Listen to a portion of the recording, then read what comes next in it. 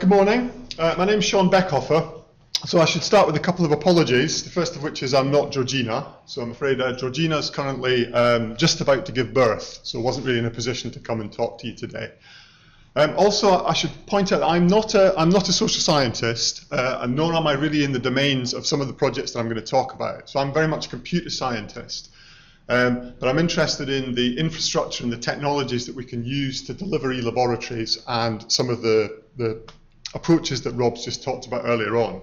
So I'm going to come at this probably more from a kind of technical point of view, but I'll hopefully talk about in the abstract some of the requirements that we have for solutions to these problems, the approaches that we're taking, and how we see this work developing. So I'm going to start off with just a discussion a bit about publication, and this I think kind of fits nicely with one or two of the comments that we've already had. So what's the purpose of publication other than to ensure that we get our tenure and kind of climb up the greasy pole? Well, one of the reasons why we publish is to present results and to present some argumentation as to why those results should be believed. Okay, so in a paper, I not only present you results, I present you a position, some evidence, some argumentation.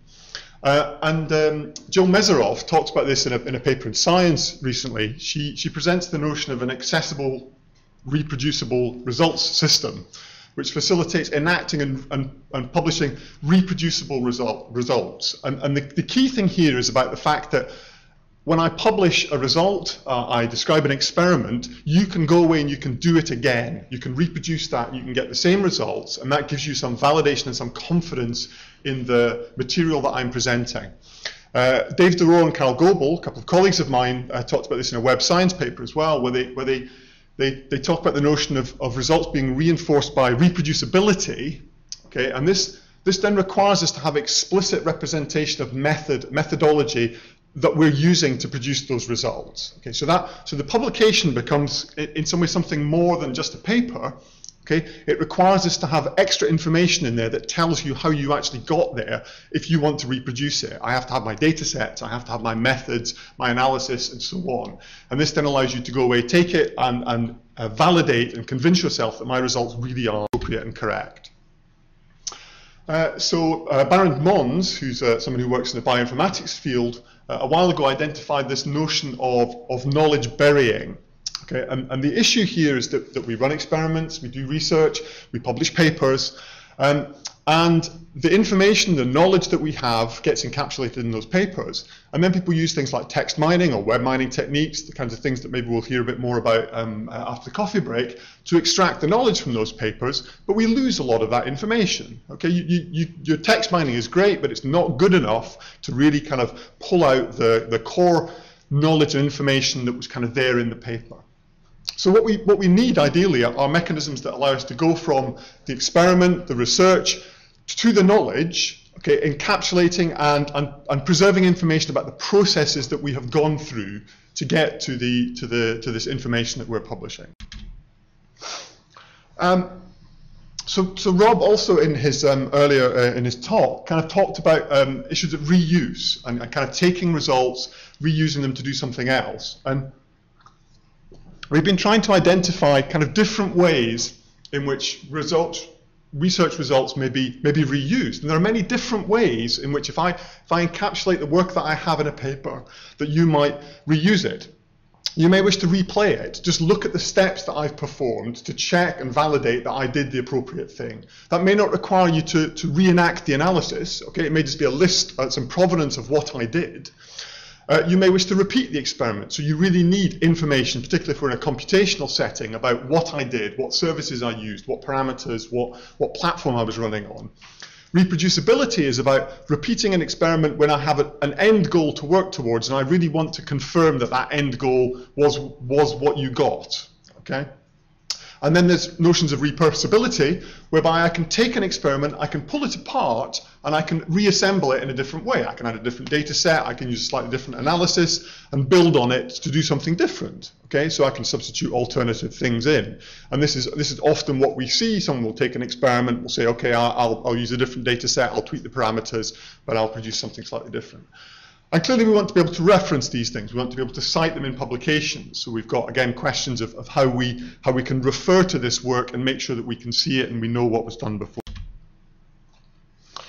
But there are kind of problems in trying to do this kind of thing, okay, that we end up, people are often in silos in terms of the fields that they work in. So we have fragmentation, both within and across disciplinary boundaries, okay, even across multidisciplinary communities. So this is, in the obesity, I'll talk a bit about MethodBox, which is one of the projects working in obesity research.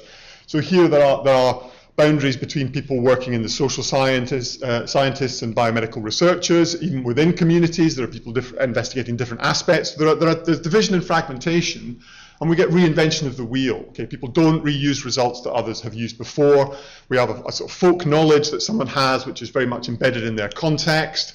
This is good for quickly moving things around, but we're not getting kind of long-term construction of knowledge across these fields. So, what is an e-laboratory? Okay, well, laboratories are some facilities that allow us to have controlled conditions in which we can conduct research. Okay, so they're a workspace for researchers which you can work. So an e-laboratory is some analog of that. But our view of an e-laboratory is that it's a set of components. Okay, so it's a set of and we're talking here about computation. We're talking about in silico experiments, essentially combining data using computational activities. So an e-laboratory is a set of components that give us a distributed collaborative space to perform these experiments. Now, Rob mentioned the Large Hadron Collider.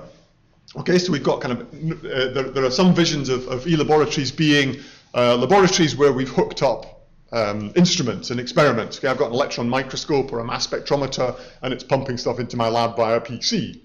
This isn't necessarily what we're thinking of here as an e-laboratory. This is more about say a collection of components and services, and with the examples that I'll present, hopefully you'll see a bit more about what I mean here. So within this idea of the e-laboratory, we have a number of content types and things that we need to deal with. Okay, so an e-laboratory is, we have a community, we have a number of people who wish to work together and wish to collaborate. They have work objects. Okay, these are the things that they are exchanging. These are the things that encapsulate the data they have, the processes, the methods, the results, and so on.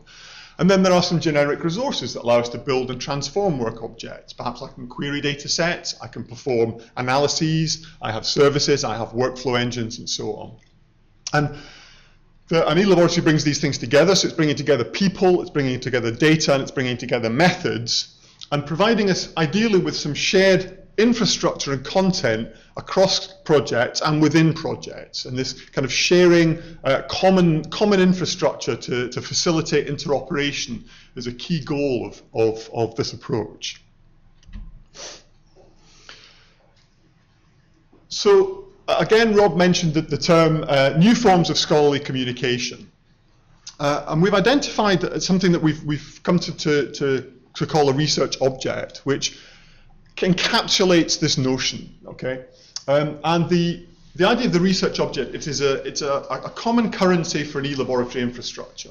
So it's the work objects that we're going to create, we're going to store, we're going to exchange, and we're going to publish, and it represents an aggregation of resources, but not just a bundling together with no purpose. Okay, here we have an aggregation of resources with a particular purpose or a reason or a rationale for the aggregation, along with information, with metadata that describes how those resources relate to one another, how they were derived, perhaps provenance information about the relationships between them, who created it, when it was created, what processes were used to create it, and so on.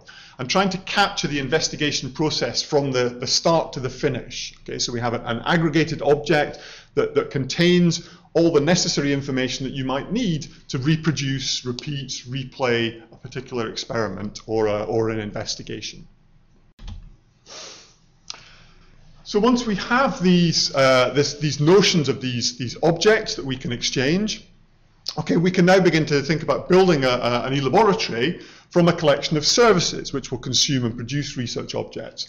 Now when I talk about service, what I mean here sort of generally is some available computational resource that presents itself through a well-defined interface. Okay, so we may have services that allow us access to data, services that perform computational analysis. There may be visualization services, annotation services that allow us to describe things about our object. And then some UI or workbench, which is driven by these objects, because this allows us to create and manipulate them, and then we can exchange the objects along our RO bus, okay, between the different services, between different workbenches, and different researchers working in this on these particular objects. So what do we expect to see inside these things? I've talked about them being aggregations of resources. Well, there are a number of things that we might expect to see inside, and each of these potential pieces of content presents us with some representational challenges. Okay, so it's not exactly a done deal. This is still all very much work in progress. So, for example, how might we represent a research problem or a hypothesis or an experimental design? But within these objects, we would have, as I say, problems, hypothesis designs, data sets, the workflows that we use to analyze the data, and I'll talk a bit more about workflows later on, the results. There may be information here about governance policies, ethical approval, how these data sets should be accessed, who can access them.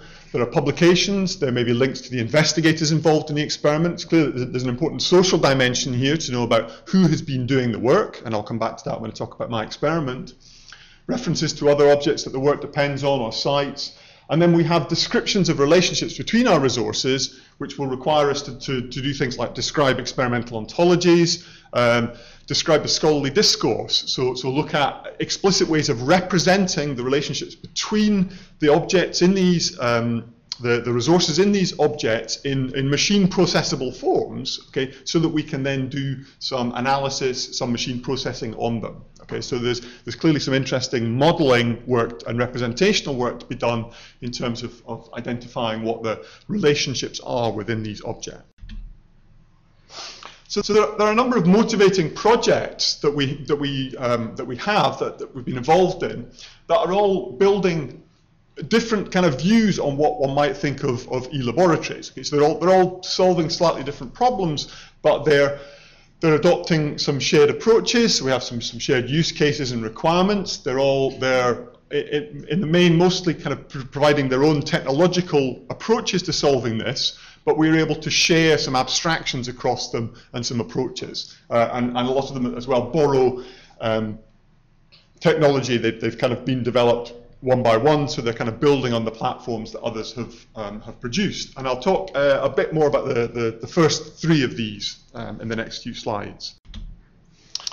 So Rob, I think, already mentioned this, my experiment. Okay, so my experiment is a platform that's intended to support sharing of what we call contributions, okay, through the use of a social network. Now, this was originally targeted at sharing scientific workflows, and the domain that this came out of was from life sciences and bioinformatics.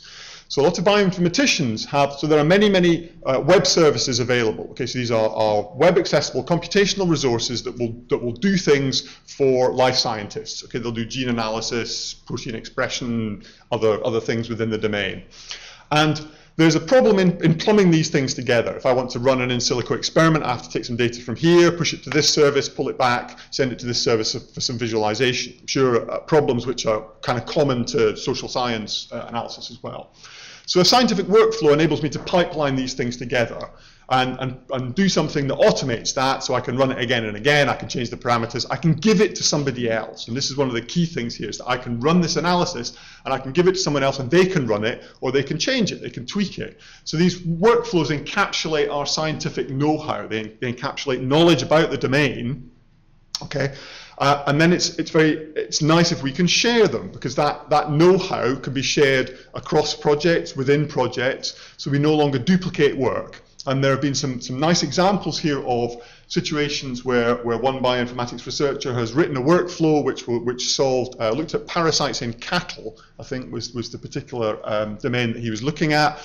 Somebody else who'd been doing some work on parasites in mice, which was pretty much unrelated, was able to take one of those workflows, tweak it, and produce some results which he'd been working for a couple of years with no success. Okay, so it's able to take that know-how from a slightly different aspect of the domain, tweak it, and come up with some results. So my experiment was built to enable researchers to share these objects. Okay.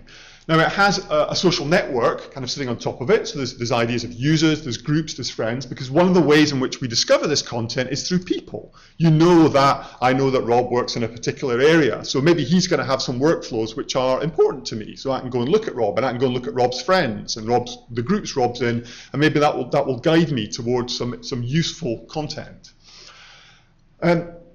So in the early days, there was the description was sometimes applied that my experiment was Facebook for scientists, but it's more than that. In particular, because the design of the underlying sharing mechanism was informed by things like a different credit and attribution model, because this is, and again, I think this relates to one of the questions that was brought up earlier on. Credit and attribution is very important now. Okay, if I have a workflow and somebody's using it, I want to know that they used it, and I want that to appear as an esteem indicator, some citation, so that I get the appropriate credit for that.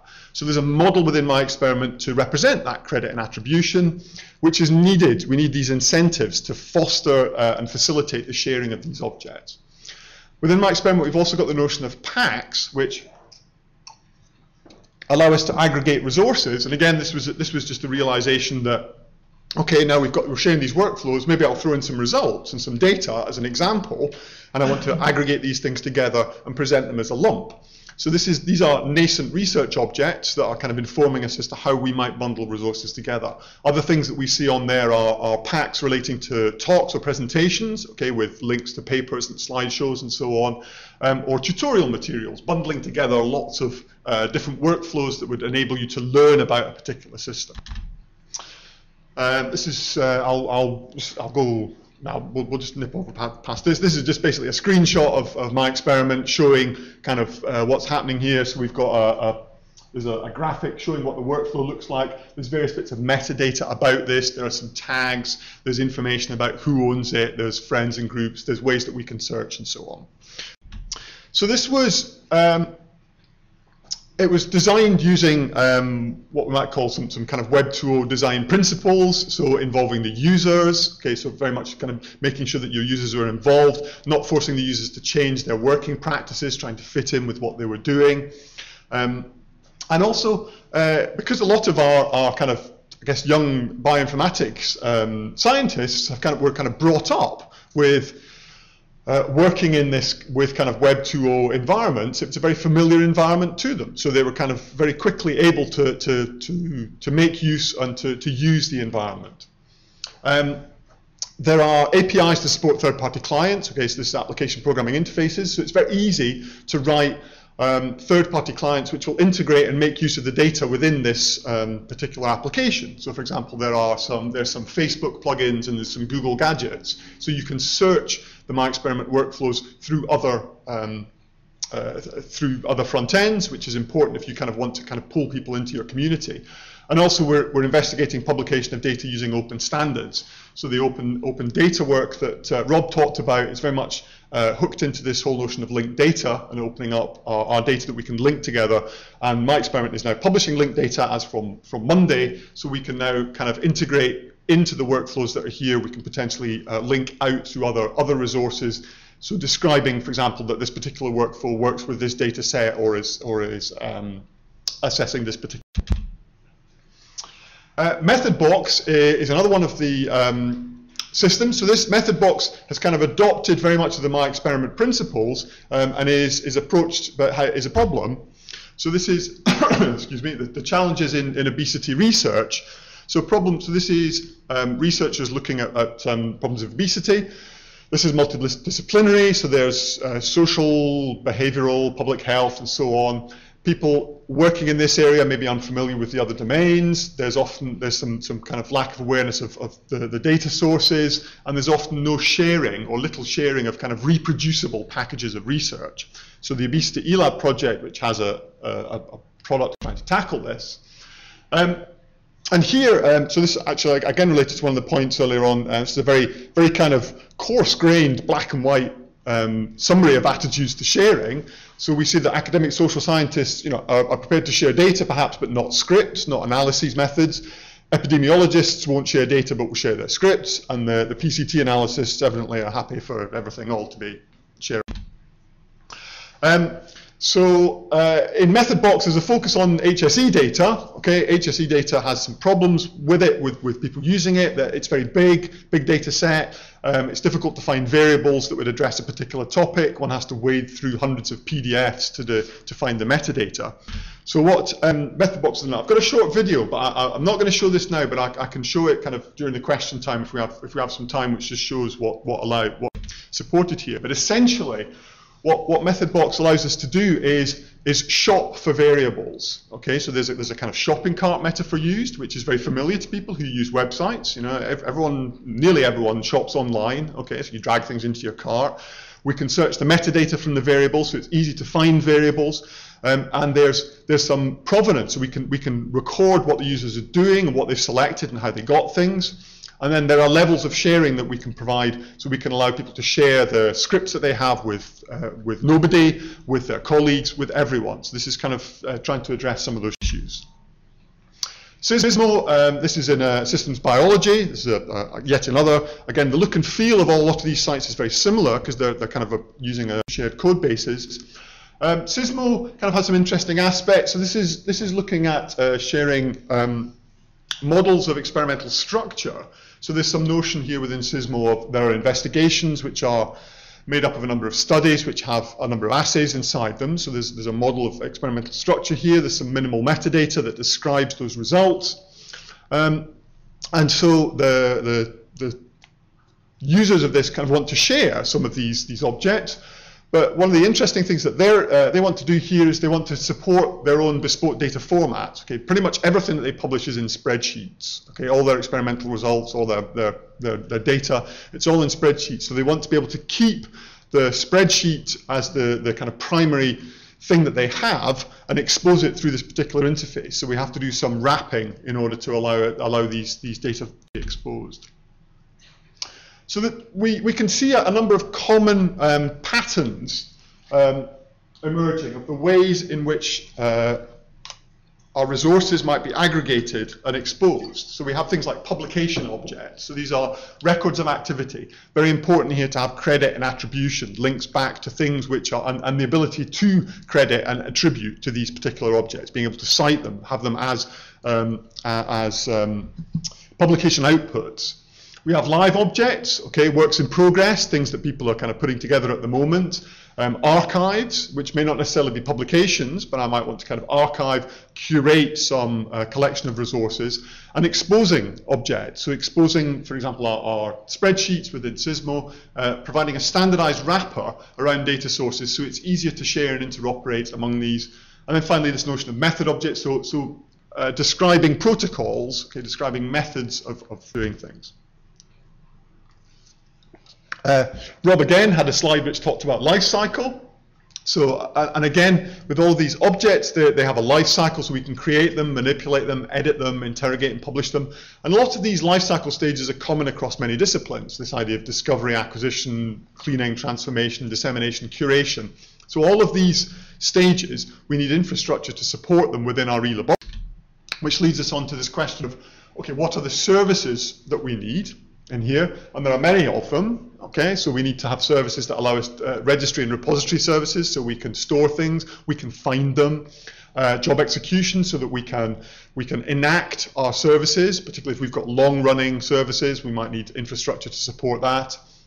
There's social metadata in here, tagging, annotation, visualization, security, authentication, text mining, lots and lots of services that one requires to be able to enact across these objects. And one of the key principles that I believe we need in this kind of infrastructure is something that I'm calling here graceful degradation of understanding.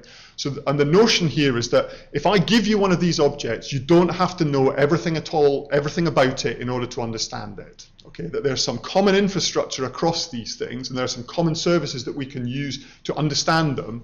So you don't necessarily need to know all of the domain information within that object in order to be able to do something with it. Perhaps you could examine it, replay it, or look at what the methodology is that I've adopted or the data sets that I've used without necessarily having to know all the gory details of everything in there. So an infrastructure that supports that is very important. This slide is from, I think this is from Ian Buchan, one of my colleagues in public health in Manchester. So describing just the kind of where this work might be going. Okay, so we have our first generation tools, which are kind of the use of things like workflow engines, okay, to help automate our processes. So here we have researchers using tools within the particular area. There's some reuse of tools and data and methods, and there's some supplementation of traditional publishing, and we're recording some provenance information but not really doing much with it. Then we can move on to things like the labs that we're kind of beginning to build now, where we've had more experience with these sharing platforms and the use of workflow engines, trying to really promote more reuse, and looking at more kind of trying to analyze the provenance of the information that's in there to help us. And then finally this vision, you know, 5 years down the line, where we've got some global reuse of tools, data and methods, not just within disciplines, but potentially across disciplines as well, really kind of supporting some radical. So the vision here is that through the use of e-laboratories and the exchange of these aggregations of resources with rich metadata, we can do more efficient, effective, potentially ethical research, and move from rather than kind of looking at you know, can I have a copy of your paper? It's like, can I have a copy of your resources and the information that surrounds them? So I'm going to end with a repurposing of somebody's quote. So this is apologies, Pablo Picasso. Bad artists copy, good artists steal, and great scientists share. Now I know that there are issues to do with sharing, and we need better incentives. But I think sharing is very important in kind of allowing us to kind of provide, as I say, efficient and effective research. Thank you.